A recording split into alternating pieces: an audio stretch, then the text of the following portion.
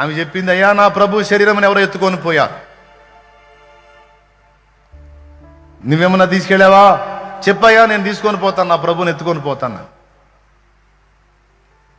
అప్పుడు ఆయన ఆమె ఏడుపును చూసి మరియా అని పలకరిస్తాడు.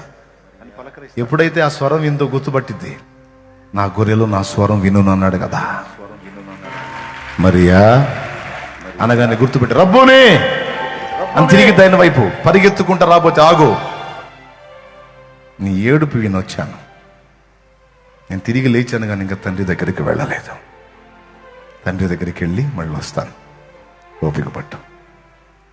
వెళ్ళి నా సహోదరులకు చెప్పు, నేను వాళ్ళని గలిలయలో కలుసుకుంటానని చెప్పు. వెళ్ళాం. యేసుక్రీస్తు పునరుద్ధానాన్ని గూర్చి మొదటి సాక్షి ఎవరో తెలుసా? ఒక ఆడపిల్ల. అపోస్తలులకే సాక్ష్యం ఇచ్చింది ఒక ఆడపిల్ల.